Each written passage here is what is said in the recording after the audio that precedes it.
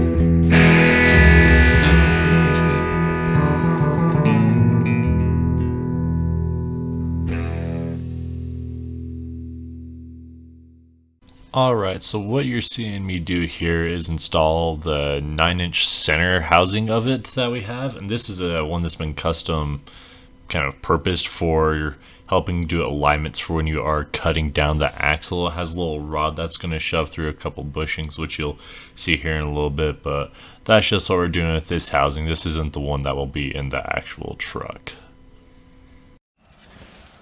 Alright, so what we got going on here, before we cut the axle short, we made these two marks in here, right here, so that way we can make sure we got them straight on there to try and get it aligned back up.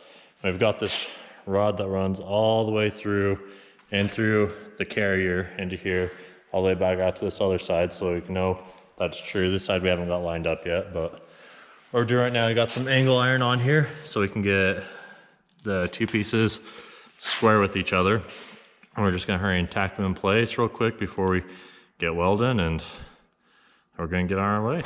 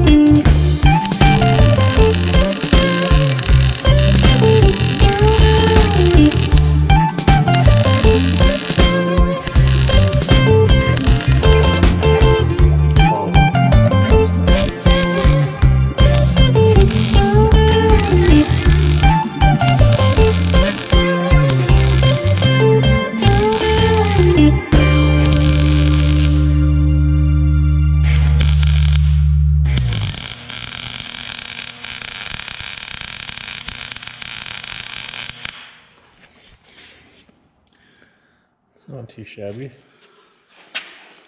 All in all, Well, considering. put the fire out. Oh yeah, by the way, that rag was soaked with brake clean.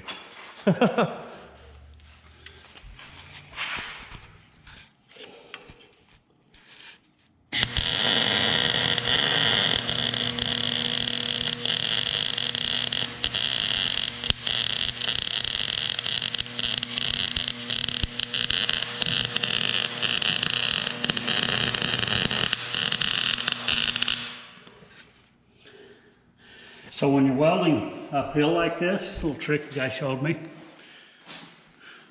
I like to always weld uphill because you'll get better penetration. Because if you weld downhill, you're welding on top of the puddle, and it doesn't penetrate into the work.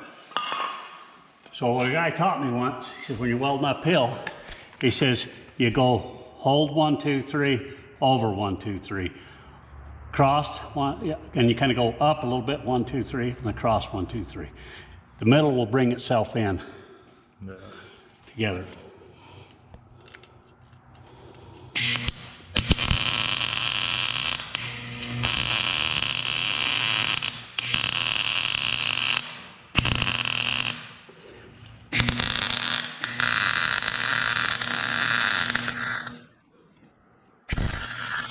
We got to get that.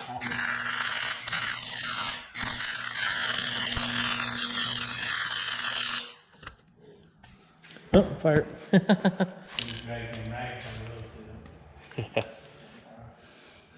So there's like, smell smoke going down, it's almost on my shoe. Uh-oh. Oh, no, it's red. I just glanced down in there and it looked red in there like we had a fire inside. Want to see if you can turn that still? Or, yeah. Go for just a minute before I hit it again.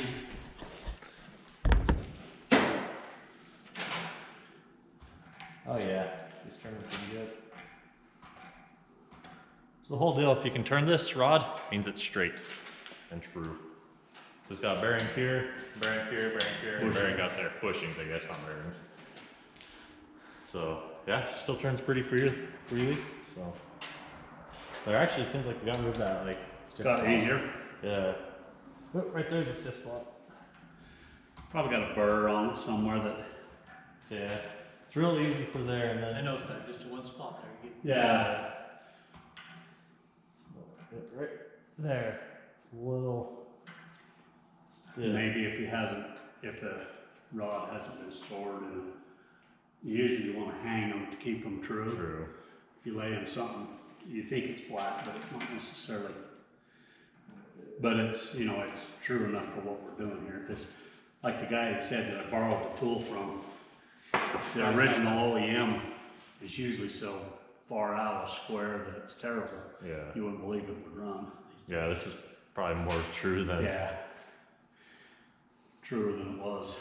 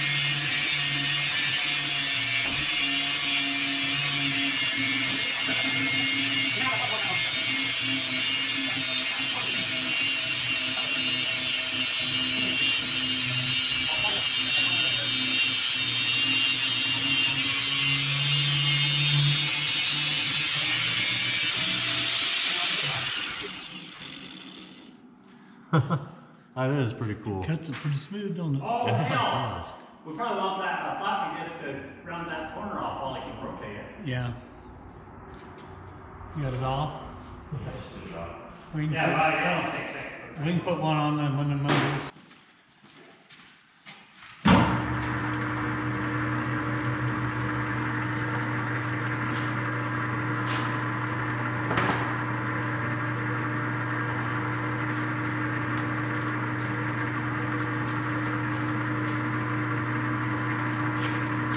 Good thing that it's not like a 40 spline axle. Huh? Good thing they're not like a 40 spline axle.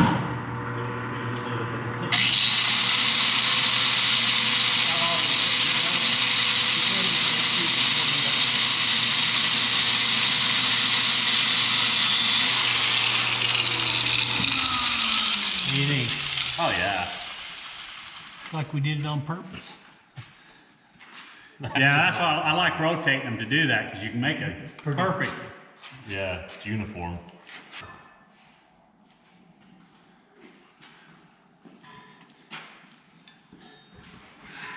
No, you're not gonna believe it, this wire wheel might be stuck on there a little bit. Oh. They put them on there, no. You don't need to be real tight. Here somewhere.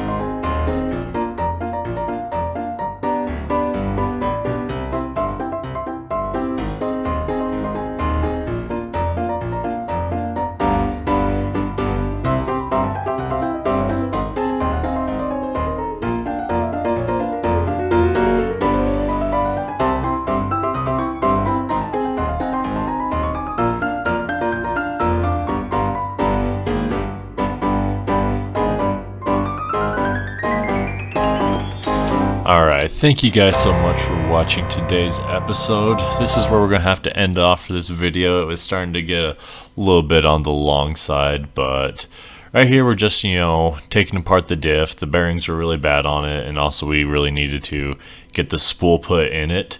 So that's what we're doing right here, but I'll give you a little bit of sneak peek here at the end of what you can look forward to in the next video and how everything's going to set up. I'm really happy with how the axle has turned out with cutting it down and everything. This is my first axle I'd ever cut down, so we'd got some axles that are meant for that. But yeah, thank you so much for watching, and I can't wait to see you till next time. And here's a sneak peek of the tires on the axle and it on the truck.